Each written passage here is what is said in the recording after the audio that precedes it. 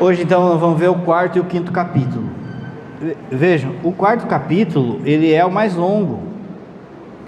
E aqui a gente tem que dar só uma passadinha. Por quê? Porque no quarto capítulo o Papa coloca textos bíblicos desde o Antigo Testamento, já profetizando o coração de Jesus, e depois ele faz um histórico dos santos que tiveram devoção ao coração de Jesus. Então é um capítulo longo. Aquilo que o padre falou, você adquire a apostila ou o livrinho aí e depois vai lendo em casa, devagar, não precisa ter pressa, vai lendo devagar, vai grifando aquilo que tocou no seu coração. Aqui de fato é só um apanhado, né? São 200 e tantos parágrafos. Aqui você vê, o padre vai pulando as coisas e fazendo um resumo. Esse texto, esse capítulo é o amor que dá de beber. Então vai colocar desde o Antigo Testamento essa promessa de Deus saciando a sede do povo, já desde o Êxodo, já lá no Gênesis, lá com os poços, depois no Êxodo, depois os profetas falando dessa água nova, dessa água que vai dar de beber, depois passando pelo Novo Testamento. Então é de fato o capítulo mais longo, e depois vai falando dos santos. No centro disso tudo, dos textos bíblicos, está o coração rasgado de Jesus. Esse é o centro de toda a teologia, no fundo, do coração de Jesus. No coração transpassado de Cristo estão escritas na carne, olha aqui, todas as expressões de amor das Escrituras. Ou seja, tudo aquilo que o Antigo Testamento profetizou sobre o coração de Jesus, sobre dar de beber ao seu povo, se cumpre na hora que rasgou o peito de Jesus. Como a gente sabe, saiu sangue e água. Não se trata de um amor simplesmente declarado, mas o seu lado aberto é fonte de vida para o amado, e aquela fonte que sacia a sede do seu povo. Se você pegar o texto da Samaritana, o texto da Samaritana está falando do coração aberto dele. Há um poço que dá uma água que a turma morre. Vai ter um outro poço aberto, que é o coração dele, que vai dar água viva. Não é à toa no texto da Samaritana que Jesus chega no poço meio-dia. É para lembrar a cruz, a hora da cruz. E aí a conversa de poço. Então tem um poço que foi dado a Jacó. O Senhor está falando que vai dar uma água para nós. Nosso pai que deu esse poço aqui para nós. Nosso pai Jacó. O Senhor quer dizer que o Senhor é mais do que Jacó? Quem bebe dessa água morre. A água que eu vou dar vai dar a vida eterna, vai jorrar para a vida eterna. Então, tudo está centrado no coração aberto de Jesus, biblicamente. Depois vai falar dos santos. Na tradição cristã, o lado ferido de Cristo representa um profundo manancial de significado espiritual e teológico. Essa abertura física, causada pela lança do soldado, transcendeu seu contexto histórico para se tornar um poderoso símbolo da intimidade entre Deus e a humanidade. Lembra da amada do Cântico dos Cânticos, que ela entra na adega? A adega é o coração aberto de Cristo. Os grandes mestres espirituais perceberam nessa ferida muito mais do que um mero evento histórico da paixão. Histórico, porque São João diz isso lá no texto, eu vi. Logo depois que fura o peito de Jesus, ele fala que não é mito, não é historinha, ele viu o que aconteceu, que a hora que rasgou o peito dele, saiu sangue e água. Os grandes mestres espirituais perceberam nessa ferida muito mais do que o evento histórico da paixão. Para eles, constituía um portal místico através do qual os fiéis podiam adentrar no mistério divino. Presta atenção, isso aqui é importante, hein? A imagem do lado aberto evoca simultaneamente vulnerabilidade e poder. Vulnerabilidade do Deus encarnado que se entrega ao sofrimento, e poder que emana dessa entrega. Agora, na perspectiva sacramental, essa ferida é compreendida como a fonte dos sacramentos da Igreja, particularmente do batismo e da Eucaristia. simbolizados pela água e sangue que delas fluíram. Vejam, o sacramento, a nossa fé católica, ela é uma fé sacramental. São os sacramentos que nos santificam, são os sacramentos que nos salvam. Você lembra o padre falando da água benta, do sal bento, do sal exorcizado. A água benta, ele é um sacramental. Sacramental significa o quê? Existe uma presença, mas a eficácia depende da pessoa que está usando aquilo, se ela está tratando aquilo com fé ou não. Os sacramentos não. O sacramento é a presença do sangue de Cristo. O que nos salva? O sangue de Cristo. Tudo na nossa fé, ela é sacramental. Você é católico, não adianta você decorar a Bíblia, não adianta você dar comida para pobre, não adianta, pode ser tudo coisas boas, mas a eficácia do sangue de Cristo na sua vida precisa chegar. Cristo instituiu um órgão para trazer o sangue dele hoje para nós. Esse órgão se chama igreja. É pela igreja que o sangue de Jesus chega para você hoje de modo concreto. Quando ele chega? Quando que você toca, sem ser poema, mas você é tocado pelo sangue de Cristo? Nos sacramentos.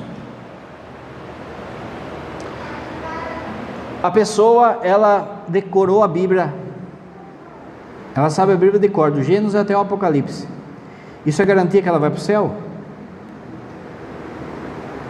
A pessoa roubou, matou, bagunçou a vida inteira. No leito de morte, ele se arrepende, ele escuta a palavra e fala assim: traz um padre que eu quero confessar. O padre confessa essa pessoa morre. Essa pessoa vai para onde? Por quê? Por causa dele? Por causa do arrependimento dele? Do mérito do arrependimento dele? Não, por causa do sangue de Cristo. O padre foi lá e jogou o sangue de Cristo na história dele. Percebe? Todos os sacramentos, a igreja faz com que o sangue dele se apresente na sua vida hoje. Por isso que todos os sacramentos, eles nascem na hora que Jesus deu sangue. Todos os sacramentos nascem na cruz. Aqui o Papa já está falando que desde a tradição antiga, São João Crisóstomo, quem por exemplo vem no Ofício das Trevas, você vai lembrar que é lido uma leitura da Carta dos Hebreus, é lido o Evangelho e depois é lido um texto de São João Crisóstomo, que vai falar que a igreja nasce na hora que rasgou o peito de Jesus. Assim como lá de Adão, do sono de Adão, do lado da costela de Adão, Deus tira a sua esposa, Eva, do lado do novo Adão, do seu sono mortal e da sua costela, do seu lado, Deus tira a esposa de Cristo, que é a igreja. A igreja nasce então do coração aberto de Cristo. Por que ela nasce? Para que serve a igreja? Para dar sacramento. A missão da igreja, ela é evangelizar, que é trazer o sangue de Cristo na vida da pessoa. Não adianta aceitar Jesus se o sangue de Cristo não cair sobre aquela pessoa. Os sacramentos, então, eles foram dados na cruz. Quem fez o curso com o padre já viu o padre falando. Os sacramentos mais importantes para a salvação: batismo e Eucaristia. Esses dois sacramentos, eles nascem no coração de Jesus. Por que são os maiores sacramentos? Porque veja, o maior sacramento que existe, o maior que existe é a Eucaristia. Mas o mais importante para a salvação é o batismo. Uma pessoa pode se salvar sem fazer a primeira comunhão, mas sem o batismo não. Por quê? Porque no batismo a pessoa entra nele. Existe uma fresta para a gente entrar nele. Por isso que a gente fala que no batismo apaga o pecado original, nos torna membros, nos faz membros da igreja. nos faz filhos de Deus, filho dentro do filho, filho adotivo. Por quê? Porque no batismo você entra ali. Quando você vem no rito do batismo, o diácono ou o padre, ele pega o círio pascal, que é a velona, ou a própria mão, e enfia dentro da água, como se fosse a lança do soldado, e pede assim, e reza assim: pedimos ao Pai que envie o Espírito Santo para transformar essa água na água que saiu do lado dele. Você entra ali. Existem igrejas que a pia batismal, ela é no chão,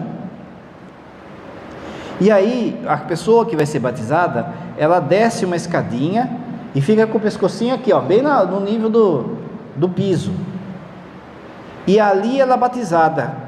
Quando ela é batizada, ela sai do outro lado, simbolizando esse coração de Jesus. Você entra ali para sair uma criatura nova. Você entra morto e sai vivo. Os dois sacramentos principais estão no coração de Jesus. O sacramento da confissão, a coroa de espinhos de Jesus. Quando você faz um pecado, tem que ter um querer seu.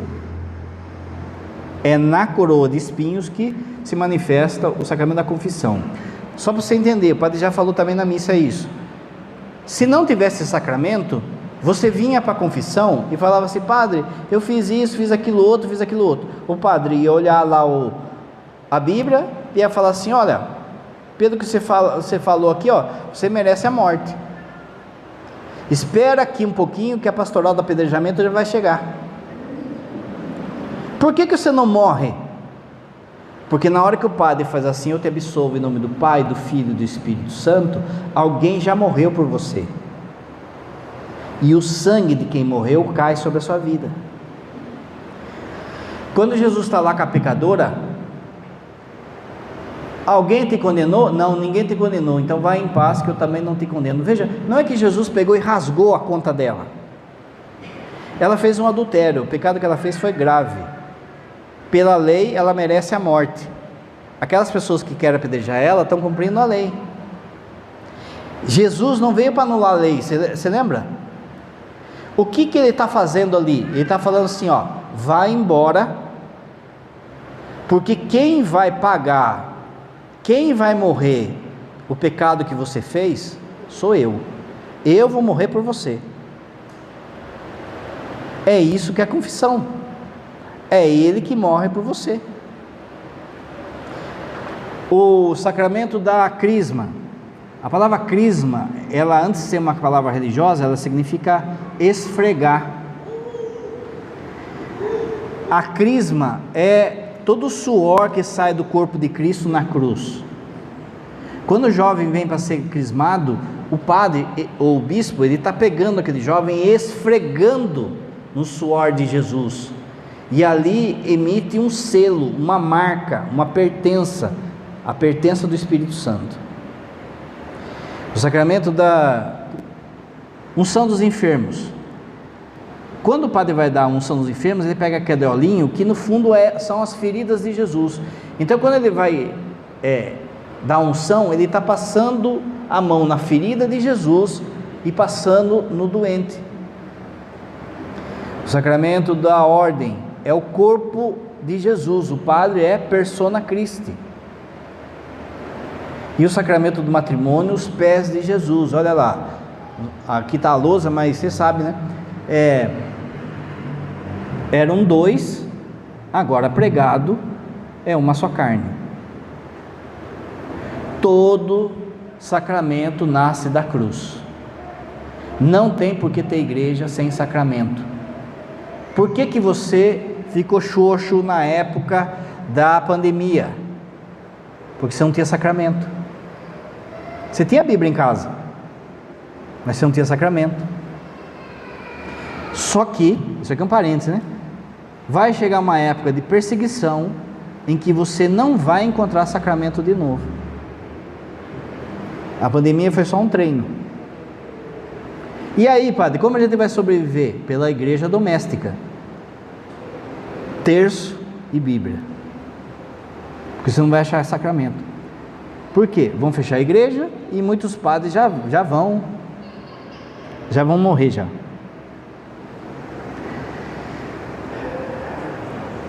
Isso aí vai ser daqui 2000 anos, né? Né, Canção Nova? Né? A difusão da devoção ao coração de Cristo. A devoção ao Sagrado Coração de Jesus, nascida da contemplação do lado trespassado de Cristo, teve origens na vida monástica através de místicas como Santa Gertrudes, Santa Matilde, Santa Catarina de Sena. Santa Gertrudes, veja só, ela tinha uma grande devoção ao coração de Jesus. Jesus aparece para ela e fala que vai dar um professor. Lembra hoje do pedagogo? Que foi de São João Bosco, foi Nossa Senhora. O pedagogo, o professor de Santa Gertrudes foi São João Evangelista. Lembra que o padre falou que a devoção começa quando ele se reclina a cabeça no peito de Jesus, tal e coisa? Jesus dá para Santa Gertrudes, então, São João como professor, para aprender a amar o coração de Jesus. E chega uma hora que ela vai entendendo que a gente precisa cada vez mais repousar a cabeça no coração de Jesus. Só que chega uma hora, e daqui a pouco o Papa vai falar do que a gente tem que fazer também. Chega uma hora que Jesus aparece para ela e fala assim: diante de tanta ofensa que é feita ao meu coração, eu me sinto cansado. Então eu queria reclinar a cabeça no seu coração. Olha que bonito. Jesus reclina para descansar a cabeça no coração de Santa Gertrudes. A gente pode fazer isso também. Daqui a pouco o Papa vai falar disso. Santa Matilde, Santa Catarina de Sena, por exemplo, tem um livro que chama O Diálogo. Vale a pena, hein? São locuções de Deus Pai a Santa Catarina, que era analfabeta e que hoje é doutora da igreja. São João Eudes é o outro grande devoto do coração de Jesus, foi fundamental na oficialização dessa festa. São Francisco de Sales, lembra que o padre falou hoje que São João Bosco tem a grande devoção a São Francisco de Sales, e aí quando ele funda a ordem, ele coloca a ordem dos salesianos. São Francisco de Sales escreveu 2 livros importantes, né? Um chama Filoteia e outro Tratado do Amor a Deus. Os 2 têm ênfase no coração de Jesus, no amor ao coração de Jesus. Ajudou a difundir essa espiritualidade, enfatizando a confiança no amor de Cristo como caminho e santidade. No século XVII, Santa Margarida Alacoque, que tem as revelações, não é? Por isso tem apostolado, que a gente viu ontem, lembra? Esse é o coração que tanto amou o mundo. Outro santo importante, São Cláudio Lacombier, trouxeram nova luz a essa devoção, destacando o amor ardente de Cristo e da humanidade. Posteriormente, no século XIX, 2 grandes santos também do coração de Jesus, São Charles Foucault, né? Uma história belíssima, vale a pena você procurar saber, e Santa Teresinha do Menino Jesus. Os 2 deram ênfase de amar o coração de Jesus fazendo pequenas coisas, pequenas ofertas. Depois no texto o Papa vai falar de mais santo, vai falar dos jesuítas, lembra que ele é jesuíta? E o quanto que os jesuítas têm apreço ao coração de Jesus. Como o padre mesmo falou, quando eu era criança, eu ia lá no Bom Jesus, lá na igreja do Bom Jesus, era cuidado por padres jesuítas. E ali eu vi crescer, e era uma coisa ali, né? A devoção ao coração de Jesus. Você sabe, lá tem o Santuário Nacional do Coração de Jesus. Você vai no Bom Jesus, você vê aqueles santos lá em cima, você vê que eles estão tudo com a marquinha do coração de Jesus assim. Outros santos, outra ordem que é profundamente assim devota ao coração de Jesus, são os passionistas. Diante disso tudo, 3 obrigações para com o coração de Jesus, para quem quer amar o coração de Jesus. Se você quer amar o coração de Jesus, você tem que fazer 3 coisas. A adoração, a gente já viu, lembra? A adoração a veneração da imagem, a adoração à Eucaristia, a gente já viu. Consolação, nós vamos ver agora. E você que quer amar o coração.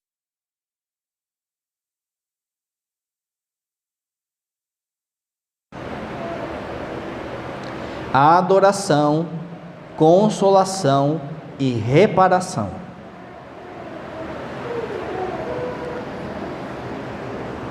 A difusão do coração de Cristo. Ao longo da história, essa devoção influenciou diversas congregações, como o padre falou.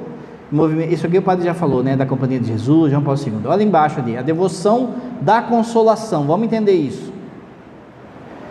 A chaga do lado de onde brota a água viva permanece aberta no ressuscitado. Lembra Tomé? Se eu não tocar na chaga dele, eu não vou acreditar. Jesus aparece e fala, pode tocar. É interessante, tem um teólogo italiano que ele fala assim, quando Jesus ressuscitou, ele restaurou o seu corpo ficou transfigurado de fato. Então por que ele não tirou as chagas? Por que ele deixou as chagas das mãos, dos pés, do lado? Para ele ser reconhecido. É pelas chagas que ele é reconhecido. Quando Tomé duvida, ele fala isso para Tomé, toca na minha chaga. Ele fala para os apóstolos também não acreditam de primeira. Ele chega para os apóstolos e fala, sou eu mesmo, toquem nas minhas chagas. Essa grande ferida causada pela lança e as chagas da coroa de espinhos que aparecem com frequência nas representações do Sagrado Coração são inseparáveis dessa devoção. Nela contemplamos o amor de Jesus Cristo, que foi capaz de se entregar até o fim. O coração do ressuscitado conserva esses sinais de doação total que implicou um intenso sofrimento por nós. Portanto, de algum modo, olha agora, é inevitável que o fiel queira responder não só a este grande amor, mas também à dor que Cristo aceitou suportar por causa de tanto amor. Vamos entender isso aqui. No Horto das Oliveiras, Jesus vê o pecado de todas as pessoas, de todos os tempos. Ele não só vê, como cai sobre ele esse pecado, o peso desse pecado. Quando você, por exemplo, vai, sei lá, você está assistindo lá um jornal e de repente aparece uma notícia lá, o pai matou a filha queimada de 5 anos. Você sente o peso daquilo, nossa, não é assim? Jesus muito mais. No Horto das Oliveiras, cai sobre ele o pecado, a malícia de todas as pessoas, a malícia e sofrimento de todas as pessoas de todos os tempos. A gente viu que o coração de Jesus, ele é divino e humano. Portanto, o coração de Jesus físico sofre vendo tudo isso.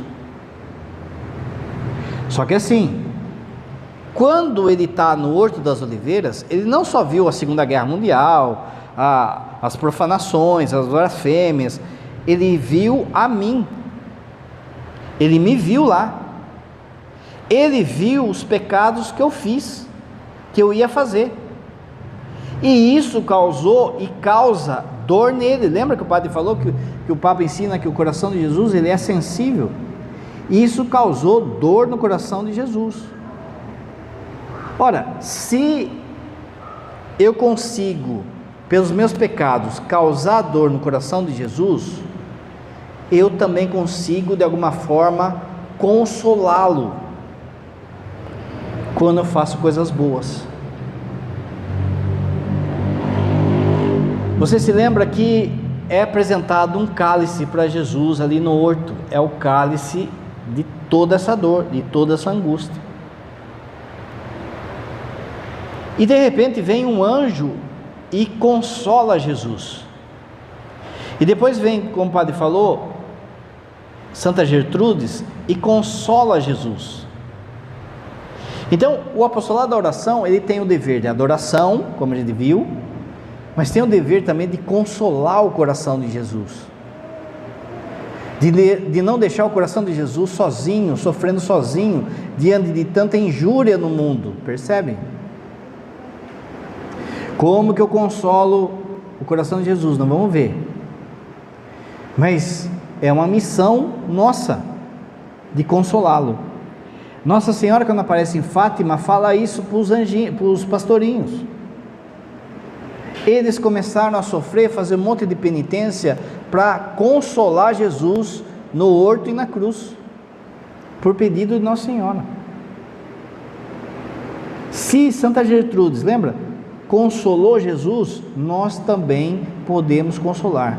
Tudo aquilo que a gente faz de coisa boa, consola o coração de Jesus. É como a gente falasse assim: Jesus, não foi à toa, valeu a pena o seu sacrifício. Como que a gente consola o coração de Jesus? Então o Papa coloca 3 modos. Com ele na cruz. O desejo de consolar o coração de Cristo surge naturalmente no coração do fiel que contempla a sua paixão, não apenas como um evento passado, mas como um mistério que pela graça se torna presente e nos insere espiritualmente naquele momento redentor. Veja, o Papa está falando que é necessário a gente retomar uma meditação da dor de Jesus na cruz. A teologia moderna sumiu com a dor de Jesus na cruz, sumiu com os crucifixos. Só o Cristo glorioso. Você vê, essa teologia da prosperidade é pior ainda. É necessário você meditar sobre a paixão dele e pensar, por exemplo, na hora que ele estava sendo flagelado. Veja, essa meditação, como o padre falou, ela pode ser feita através da leitura do livro do Evangelho. Você vai lendo, vai meditando, vai pensando, pela reza do terço, quando você reza os mistérios dolorosos, pela leitura, por exemplo, de um livro de um santo, de um livro que fala da paixão de Cristo. Por exemplo, Santo Afonso tem vários santos tem que falam sobre isso. E aí o filme da paixão de Cristo. Por que quando você assistiu, você chorou? Porque de alguma forma você se colocou no lugar dele, você viu o sofrimento dele, o filme levou você a meditar. Essa meditação, e vendo o sacrifício dele, a dor dele, você consola ele, você está com ele na cruz, você não o abandona na cruz.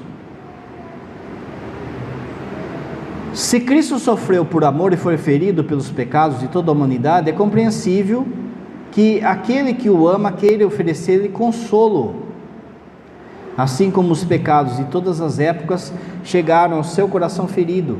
Também os atos de amor e reparação que oferecemos hoje podem alcançar esse mesmo coração. Gente, é o Papa que está falando, não é um teólogo, não é o padre Enéas aqui, padre de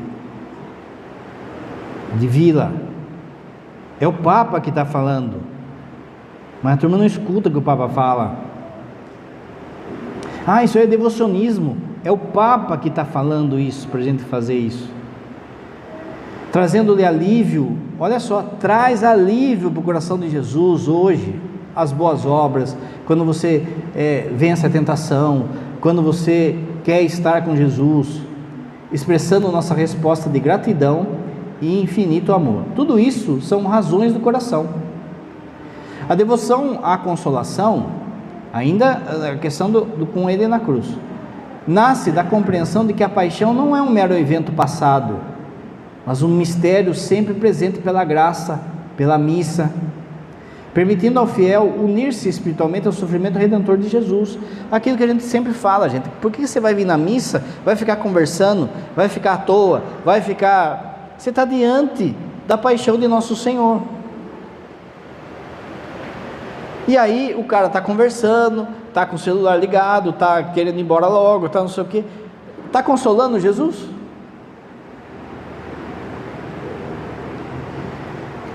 Jesus, para esses, pode falar a mesma coisa que falou para os apóstolos quando estavam dormindo, né? Não fosse capaz de guardar 1 hora comigo? Se Cristo carregou os pecados de toda a humanidade, é natural que aqueles que o amam queiram oferecer-lhe consolo, pois seus pecados também feriram seu coração. A Escritura confirma essa realidade ao afirmar que quem não vive a fé, crucifica de novo o Filho de Deus. Carta aos Hebreus. e que os sofrimentos oferecidos pelos outros completam na carne o que falta às tribulações de Cristo. Quando, por exemplo, você, sei lá, é humilhado na sua casa por causa da sua fé, a dor que causa em você consola a dor do maior acusado, que foi Jesus. Você sofre com ele. Esse sofrimento você adquire mérito. Veja só, certas coisas que a gente faz na fé, simplesmente por aquilo que a coisa é. Por exemplo, quando você reza o terço, você lê a Bíblia, você vem na missa. Além disso, Deus quer dar o bônus para você, quer dar mais, que é o mérito. O mérito você pode passar para as pessoas. O bônus você pode dar para as almas do purgatório, pela conversão de um filho, Então, quando você vem assim, você pega e comunga, vamos supor, você comungou. Aí você pega e ofereceu a sua comunhão pela conversão do marido. Padre, então eu fiquei a ver navios? Não. O simples fato de você comungar já trouxe santidade para você. Mas além disso, ele dá um cheque, dá um bônus para você. Aí o bônus você pega e fala assim: pela conversão da minha esposa. É o bônus. Às vezes a gente faz, por exemplo, a gente, sei lá, trabalha num retiro, faz coisas boas, né? Tá aqui trabalhando para Deus, tal e coisa. Você vai lá, tá com como se fosse leite, sabe? Um latão assim de mérito que você tirou. Olha só quanto mérito que eu tô, tal. E agora vou dar para as almas do purgatório, ou vou oferecer pela conversão de alguém, aí eu chego em casa e eu brigo. O que eu faço com o latão de leite? Perdi o mérito. Percebe? Uma das coisas que pode fazer é o seguinte: Senhor, esse mérito eu ofereço em consolo ao seu coração. Entende? As almas do purgatório, ou a ofensas feitas ao coração de Jesus, ou para quem comungou em pecado grave.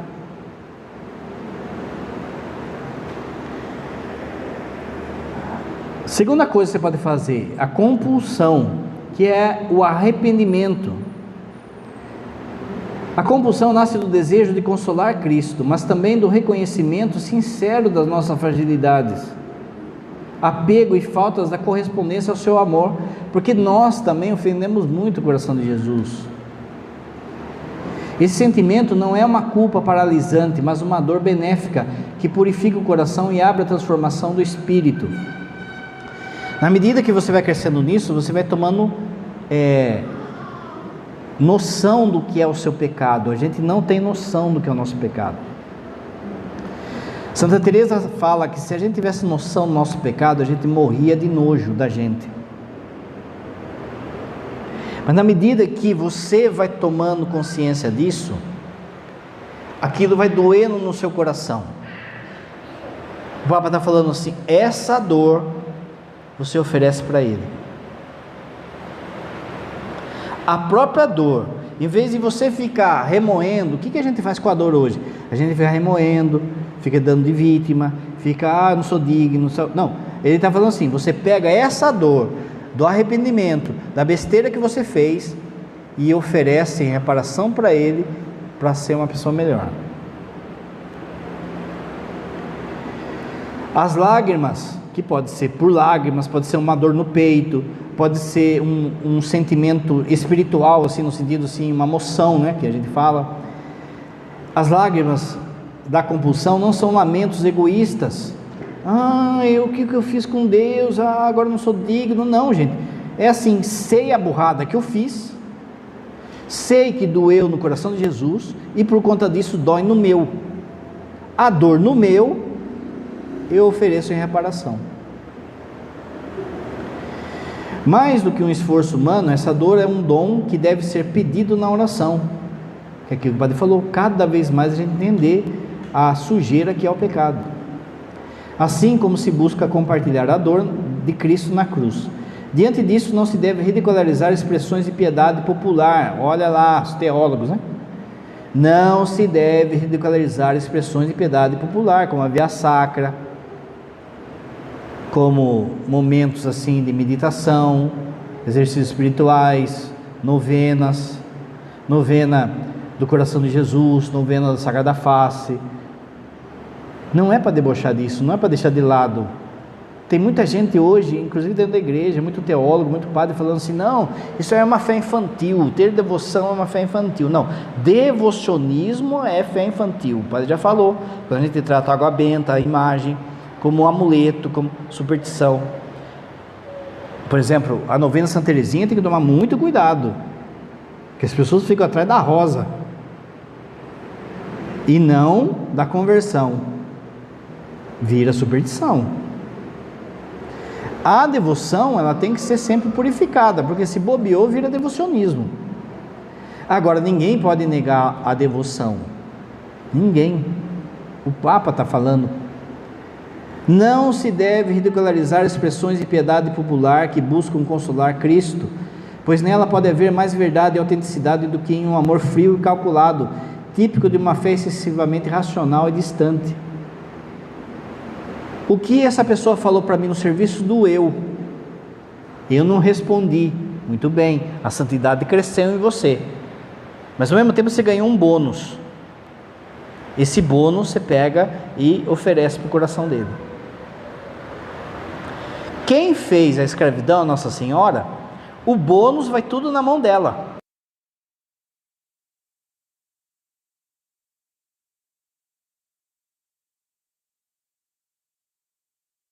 Mas ela que vai decidir para onde vai. Quando você não consagra Nossa Senhora, não faz escravidão a Nossa Senhora, você fala assim, ó, Senhor, eu rezei o terço de hoje, eu ofereço os méritos desse terço para as almas do purgatório. Pronto, ela vai para as almas, está endereçada. Mas quando você é escravo, você põe na mão dela. Você pode falar, Nossa Senhora, o terço de hoje eu queria que fosse para as almas do purgatório. Ela pode dar para as almas do purgatório, mas ela pode ver uma outra necessidade e passar para aquela necessidade mais importante. Isso que é ser escravo, você dá o mérito para ela, certo? Não quer dizer que você não pode pedir, você pede e ela decide aonde vai, que é mais negócio, né?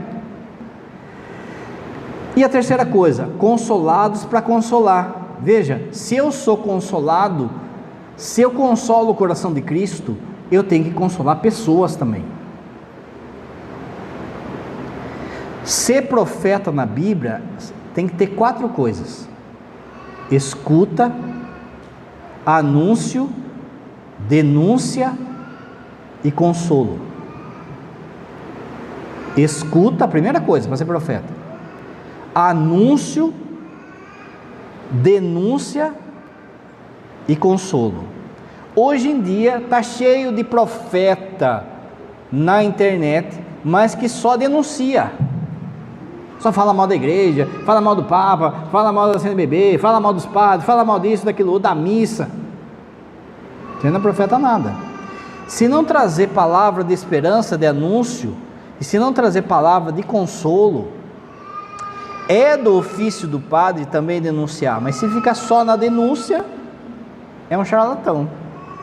Não adianta pegar o microfone e ficar falando grosso lá, falando duro, falando não sei o que, isso aí é profeta. Meu, cadê as outras coisas? Tem as outras coisas? Não, só está jogando coisa no ventilador só, isso é a coisa mais fácil do mundo.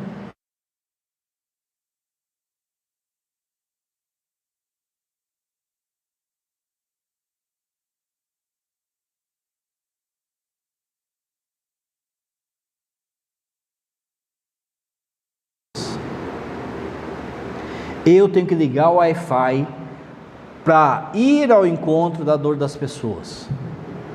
Padre, mas se eu vou consolar os outros, a dor dos outros, quem que vai olhar para a minha dor? Ele mesmo. Se você consola as pessoas, Ele vai consolar a sua. E quanto mais você curar as pessoas, mais você vai ser curado. Quinto capítulo, amor por amor. Aqui é o fazer, a missão. Um lamento e um pedido. Jesus expressa a sua dor na segunda grande manifestação, a Santa Margarida. Olha que coisa é isso. Ele lamenta que o imenso amor que dedicou à humanidade não recebia senão ingratidões e friezas, naquela época, hein? Algo que ele considera mais doloroso do que todos os sofrimentos da sua paixão. No Horto das Oliveiras, Jesus tem 3 tipos de dores. Primeira dor, para que ele salve a humanidade, muita gente vai se perder. Judas, Caifás, Anás, muitos soldados. Isso dói no coração dele, porque ele não quer perder ninguém. Segunda coisa, fora os da história que se perderam. Segunda dor de Jesus, a dor física. Jesus sabia a dor que ele ia passar fisicamente. A dor física, vai dizer Santo Afonso, que se não fosse ele como Deus, ele tinha morrido antes. Santo Afonso fala que quando Jesus chegou no lugar de ser crucificado, ele chorou de alegria, de uma alegria interna, de poder ter chegado aonde o Pai queria que ele chegasse, porque ele estava só o pó ali, ele foi se arrastando para chegar até onde ele tem que chegar, para não morrer antes. De novo, ele é verdadeiro Deus e verdadeiro homem. Mas a pior dor de Jesus no Horto das Oliveiras e na cruz é a ingratidão do povo. Olha o que o Papa fala. Ele considera mais doloroso do que os sofrimentos da sua paixão. Ele revela também que sua ardente sede de ser amado, especialmente no Santíssimo Sacramento, afirmando: essa sede me consome e não encontro ninguém que se esforce segundo o meu desejo para saciar a minha sede. Repara que ele está falando que ele está aqui no sacrário e tem sede de nós, e ele fica aqui com sede, e por muitas vezes passa na frente da igreja, vem na secretaria e não consegue vir aqui, e não consegue fazer um momento de adoração, não consegue vir. Por exemplo, na semana eucarística que a gente faz, o Santíssimo fica exposto 24 horas durante uma semana. Durante uma semana, tem nego que não tem uma hora para ficar com Jesus. Imagine a dor que dá no coração dele isso. Ele tem sede, lembra? Tenho sede. Que sede que é essa? Sede de nós, da gente.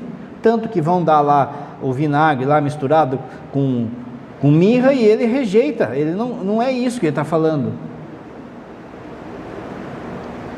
E assim ele fica no sacrário. Meus irmãos, pensa só, cada hóstia que está ali tem um nome, tem um endereço. A hóstia que você vai comungar amanhã está ali já, ele está esperando você. Ele tem sede, ele espera, gente. O pedido de Jesus é claro, ele deseja amor.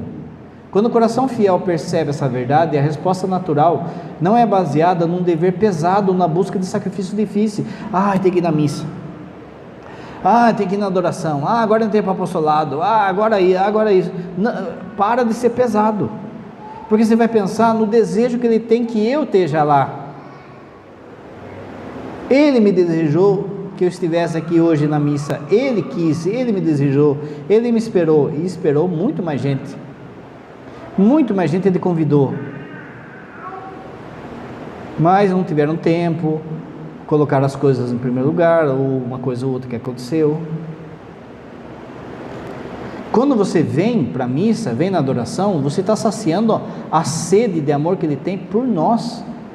A ideia que a gente tem às vezes é que a gente está cumprindo um dever para com Deus. Não, ele está você está matando a sede dele, que ele tem de estar perto de você. Aquilo que o Padre falou no primeiro dia. Quando a gente entender o que é ser amado por Deus, a gente vai ser santo. Quanto que Ele deseja a gente, quanto que a gente tem sede da gente. Quando o coração fiel percebe essa verdade, a resposta natural não é baseada em um dever pesado ou na busca de sacrifícios difíceis, mas na simplicidade do amor. Santa Margarida sentiu-se impelida a corresponder afirmando: olha aqui o que é ser santo. Desejei pagar amor por amor. O que eu posso fazer em troca de tanto amor que Ele dá para mim? Amar. Repara que o não pecar é consequência disso.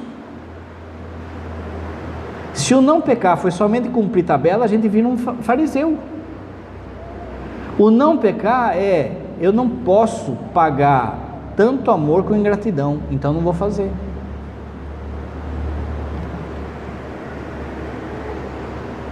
Prolongar o seu amor nos irmãos, é lógico. Se você percebe que você é amado desse jeito, a melhor resposta ao amor do coração de Jesus é o amor ao próximo. A palavra de Deus ensina com clareza que amar os irmãos é a maneira mais autêntica de retribuir o amor de Cristo. Olha a palavra: sempre que fizestes isto a um desses meus irmãos mais pequeninos, a mim mesmo o fizeste. Não é poema, isso é realidade.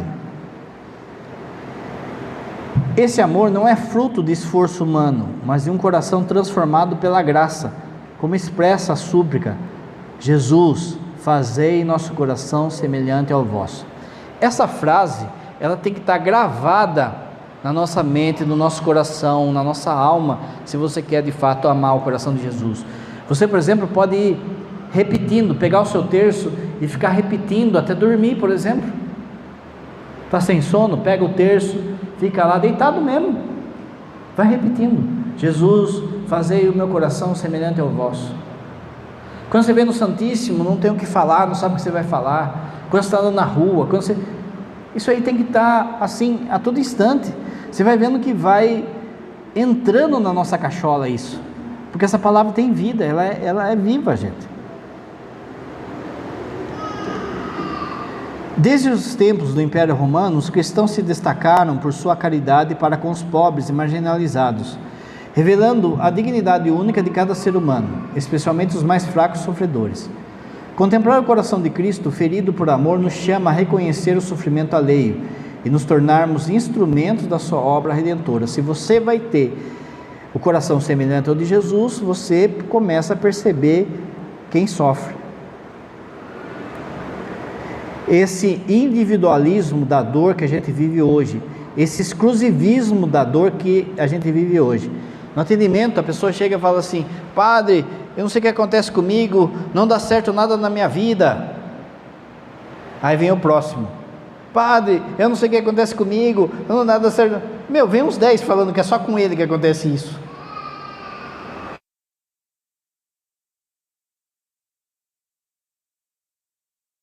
Vida é da vida. Estou enfermo agora, estou desempregado, estou com dificuldade no casamento, estou com dificuldade nos meus filhos, não é que nada dá certo na sua vida, é que é da vida. Quem quiser me seguir, tome a sua cruz e me siga. Mas existe um exclusivismo, sabe, que o demônio coloca, que parece que só você está sofrendo, só você está desempregado, só você está doente, só você está com problema no casamento. Para que isso? Para a gente se revoltar contra Deus, para brotar da nossa cabeça ou na nossa boca a palavra assim: Deus esqueceu de mim. Vocês estão vendo que o padre está falando aqui de sede que ele tem por nós. Você acha que Jesus esqueceu da gente? Você falar isso, gente, é uma blasfêmia. Agride o coração de Jesus quando alguém fala isso: Deus esqueceu de mim.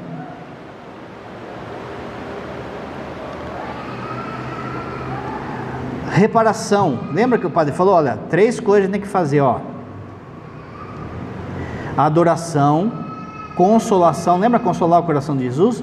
E agora a terceira coisa que quem ama o coração de Jesus tem que fazer: reparar. O que é reparar? Reparar é quando você quebra o seu carro, você vai lá no mecânico, o mecânico repara aquilo. Então vamos ver o que é reparar. A reparação é entendida como um ato, presta atenção, de colaboração com o coração de Cristo, permitindo que o seu amor se difunda no mundo sem excluir o compromisso concreto com os irmãos. Deus, em sua liberdade infinita, escolheu limitar a manifestação do seu amor ao espaço aberto, pela nossa confiança e entrega. Ele está respondendo aqui o que os crentes falam, que Jesus já sofreu tudo por mim, eu não preciso sofrer. O Papa está falando, não, você é chamado a participar do sofrimento dele. São Paulo fala isso na Bíblia: cumpro na minha carne aquilo que falta à paixão de Cristo, tornando a nossa cooperação indispensável. Santa Margarida relata que Cristo, em sua ardente caridade, deseja derramar o seu amor, mas é a nossa indiferença que impede esse fluxo. A reparação, olha agora, então, consiste em remover obstáculos que bloqueiam a expansão do amor de Cristo, abrindo caminho para que ele se prolongue em nossas vidas e no mundo, através da nossa fé, gratidão e entrega. Você está lá na internet e de repente você vê lá um pessoal da faculdade que pega lá uma imagem de Jesus e corta a cabeça de Jesus. Ai, como que fizeram isso com Jesus? Ai, não sei, muito bem, mas é uma dor sentimental só ainda. Você precisa entrar no mistério da dor dele. Como que eu entro? Vou rezar uma Ave Maria em reparação ao coração de Jesus e pela conversão desse povo. Percebe o que é reparar? Você vê ou você faz coisas que ofendem o coração a Deus. Você faz atos daí para reparar esse dano. Como é que você se ofende com a ofensa feita a Jesus? Fazendo reparação. E não, ai, dozinho de Jesus, ai, eu não gosto de Jesus crucificado, que fica aqui aquelas feridas, ai, eu fico com dó de Jesus. Você está com dó de Jesus, faça a reparação. Para de pecar, reza pelos pecadores, porque o que causou essa ferida foi o meu pecado, foi o pecado das pessoas. Você vai lá e vê alguém ofendendo Nossa Senhora, ofendendo a Eucaristia, o coração de Jesus foi agredido aí. Ai, que dói, como que fizeram isso? Muito bem, vou reparar, vou fazer uma hora santa. É dever do apostolado fazer hora de reparação pelos pecados do mundo.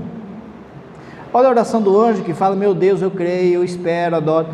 O que é essa oração? É uma oração de reparação.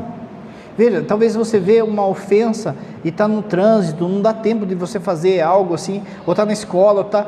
você pode rezar essa oração do anjo: meu Deus, peço perdão para aqueles que te ofendem, tá? Lembra? Você faz essa oração breve: ô Senhor Jesus, tenha misericórdia desse povo. Jesus, eu vou rezar uma Ave Maria por esse povo que te ofendeu hoje, pelo meu marido que falou isso, pelo meu filho que falou isso coisa, pelo pecado do padre, você repara. A palavra é: você repara, você percebe que aquilo traz uma dor no coração de Jesus, então você tenta aliviar. É obrigação de quem ama o coração de Jesus fazer reparação, e o apostolado ainda mais.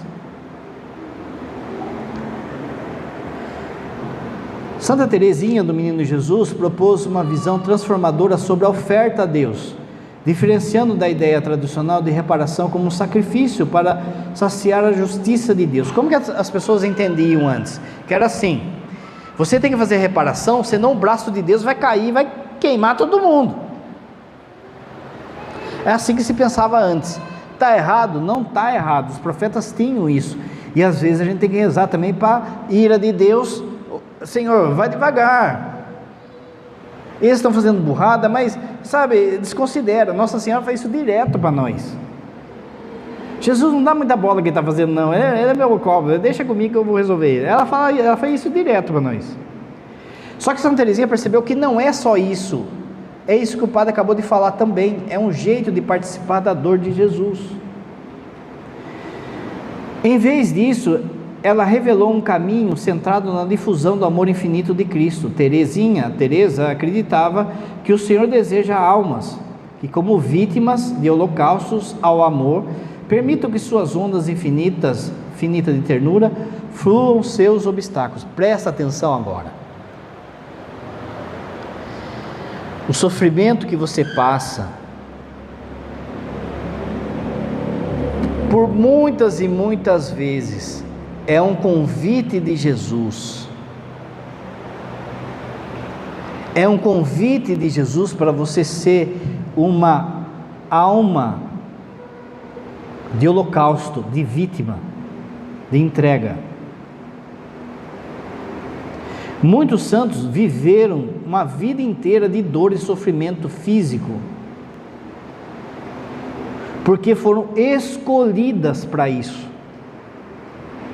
Muito sofrimento que a gente passa é escolha de Deus, para que a gente, não é que Deus quer que a gente sofra, mas Ele permite aquilo para que a gente se una à dor dele e salve as pessoas. Em vez de você ficar perguntando, por que comigo? Você tem que perguntar, para que Deus permitiu isso? Pode vir já a resposta na lata, pelo seu filho, pela dor da igreja, pelas almas do purgatório. Ele responde. E aí você entra na dinâmica, por exemplo, de parar de murmurar, parar de reclamar, parar de questionar.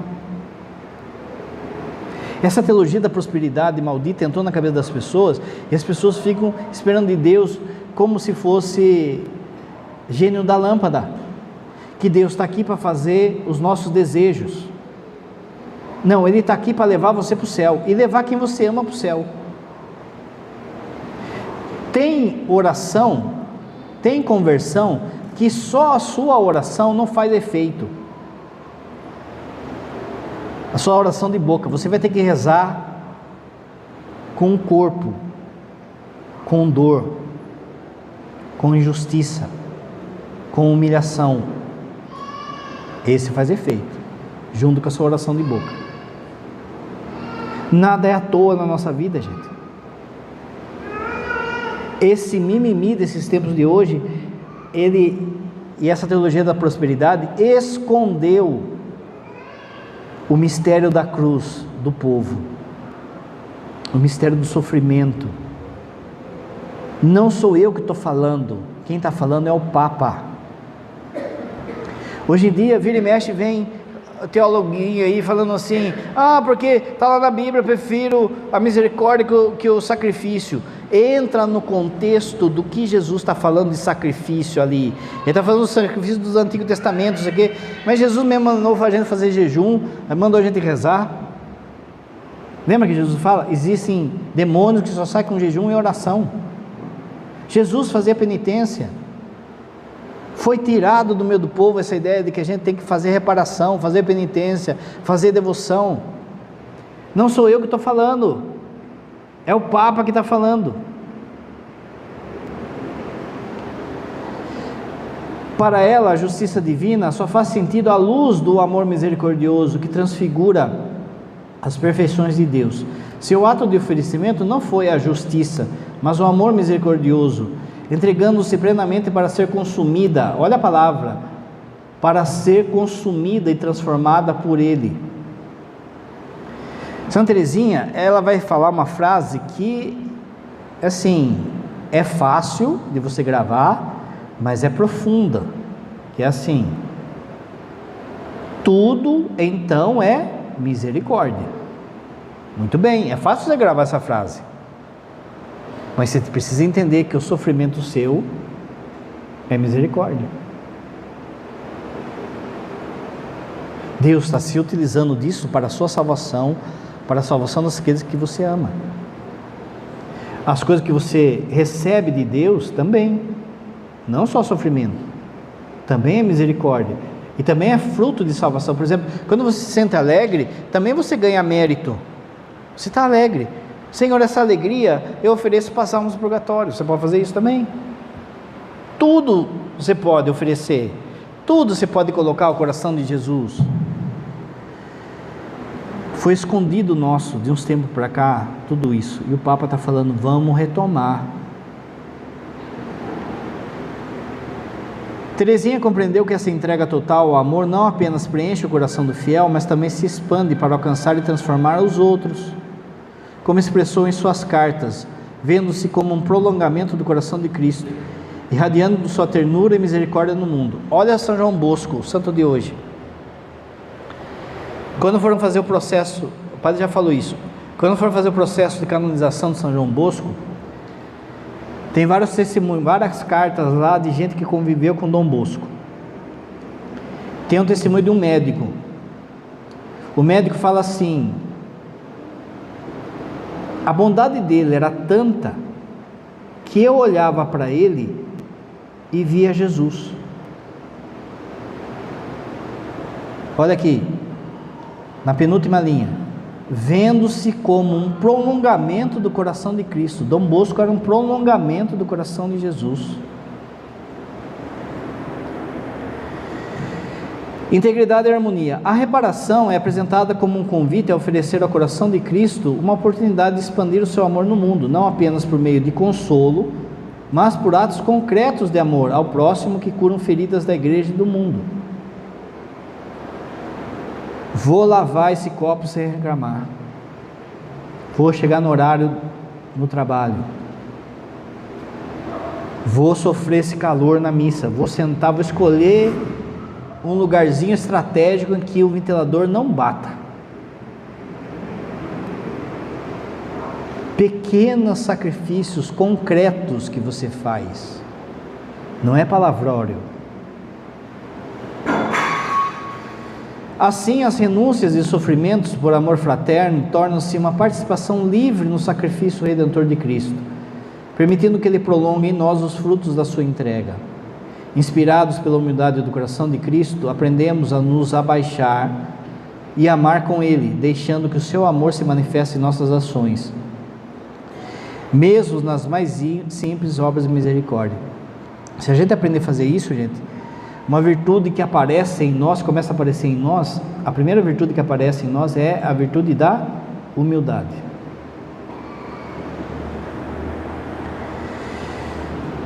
Fazer o mundo enamorar-se. A proposta cristã torna-se atraente quando vivida em plenitude, ultrapassando a intimidade religiosa para manifestar-se em amor fraterno social. Meus irmãos, não se convence ninguém dando o Evangelho de Jesus Cristo pela metade. Para atrair jovens, para atrair gente para a vocação, para atrair casais fiéis, para atrair, é preciso 100% do Evangelho. O Evangelho meia boca não atrai, ele só dá euforia, e aí as pessoas vão embora. É o que a gente chama de radicalidade, é preciso. A radicalidade atrai, meia boca, se for para ser meia boca, fica onde eu estou. Evangelizar para o coração apaixonado por Cristo, e não uma obrigação, mas uma necessidade de compartilhar a alegria e a plenitude de uma amizade transformadora, sempre com respeito à liberdade e à dignidade dos outros. Presta atenção, você também meditando, adorando, amando o coração de Jesus, sabe o que vai dando no você? Você vai tendo entusiasmo, vai enchendo a boca para falar de Jesus. Jesus se torna uma pessoa de fato viva, presente, e não um fantasma na história. Eu sei que Jesus viveu, morreu na cruz, ressuscitou, mas ele está lá. Não, você vai ver que ele está vivo, e aí você pega e tem entusiasmo para falar das pessoas, e sabe o que fala da pessoa de Jesus, não fica falando groselha. em comunhão e serviço. A missão de comunicar Cristo não é individual, mas vivida em comunhão com a igreja e a comunidade. A comunidade vai ajudando você a perceber algo que individualmente você não percebe. Então, por exemplo, você está fazendo um curso aqui. Esse curso não é um curso individual, é um curso em comunidade. Então, um vai ajudando o outro. Amanhã ou depois você vai trocar uma ideia, vai falar, aquilo que o padre falou, marcou, eu gostei disso aqui, aquilo que o Papa falou e tal coisa. Um vai ajudando o outro. Esse vivência em comunidade. Só que assim, ela não é somente ad intra, não é somente da porta para dentro. Tem que ser para fora também. O amor pelos irmãos, especialmente os mais pobres e abandonados, alimenta a amizade com Jesus e manifesta o seu amor ao mundo. Servir aos outros é encontrar Jesus de uma forma nova, pois Ele age junto a nós e através de nós. Cada pessoa é chamada a ser missionária em sua vocação e local de vida. Isso aqui você sabe, né? O lugar seu de santidade e de missão é onde você está. Família, trabalho, escola, comunidade, pastoral, cidade. Cada pessoa é chamada a ser missionária em sua vocação local de vida, respondendo ao envio de Cristo com confiança e generosidade. Cumprir essa missão é essencial para uma vida plena, pois quem se fecha em si mesmo experimenta frustração e tristeza. Presta atenção, o Papa mesmo vai falar em outro documento, tem muita gente triste na igreja, porque de fato não encontrou esse amor ainda. Se não encontrou esse amor, está fechado em si mesmo.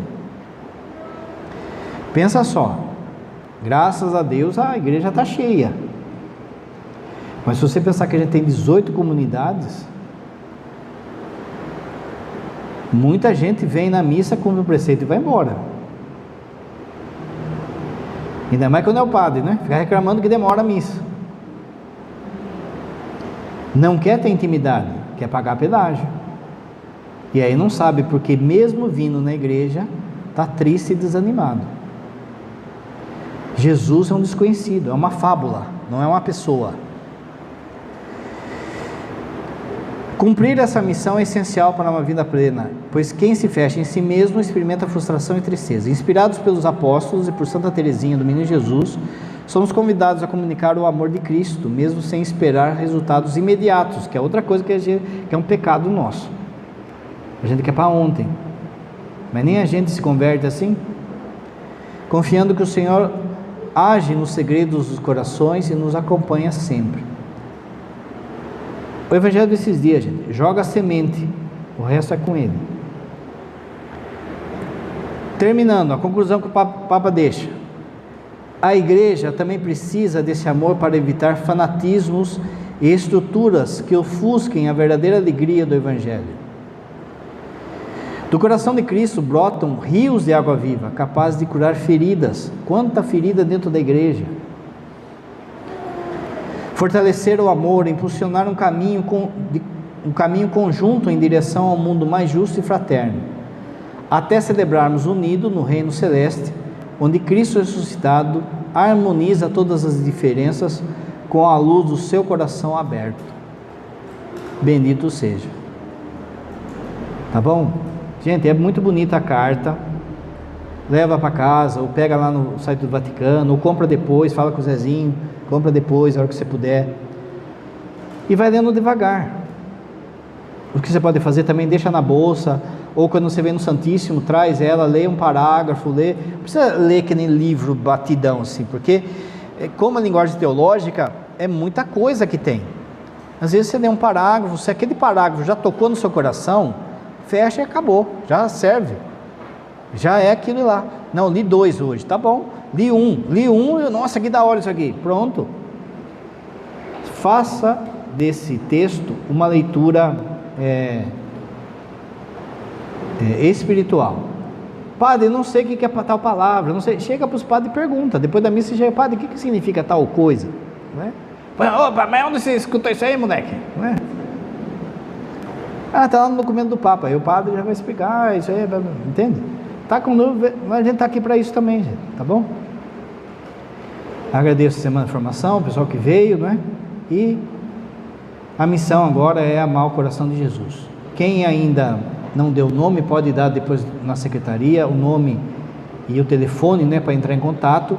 Depois o apostolado, quem deu nome vai marcar uma tarde para passar a formação do apostolado. O que eu tenho que fazer como apostolado? Lembra? A reparação, consolação, as sextas-feiras, a adoração, o máximo que eu puder, nas quintas-feiras, ou então na primeira sexta do mês, a devoção aos 5 primeiros sábados, está tudo no mesmo bolo aí, tá bom? Todo mês, você vê que o Papa, ele mudou o nome do apostolado. Agora o apostolado chama Rede de Oração pelo Papa. Porque uma das obrigações do apostolado é rezar pelo Papa e pelas almas do purgatório. Todo mês vem a folhinha lá, não é? Das intenções do apostolado. Quem é que está pedindo aquelas intenções? O Papa. Então você está rezando a partir daquilo que o Papa está pedindo. Tá bom? Vamos rezar. Ave Maria, cheia de graça, o Senhor é convosco. Bendita sois vós entre as mulheres. Bendito é o fruto do vosso ventre, Jesus. Santa Maria, Mãe de Deus, rogai por nós, pecadores, agora e na hora de nossa morte. O Senhor esteja convosco. Ele está no meio de nós. Abençoe-vos Deus Todo-Poderoso, Pai, Filho e Espírito Santo.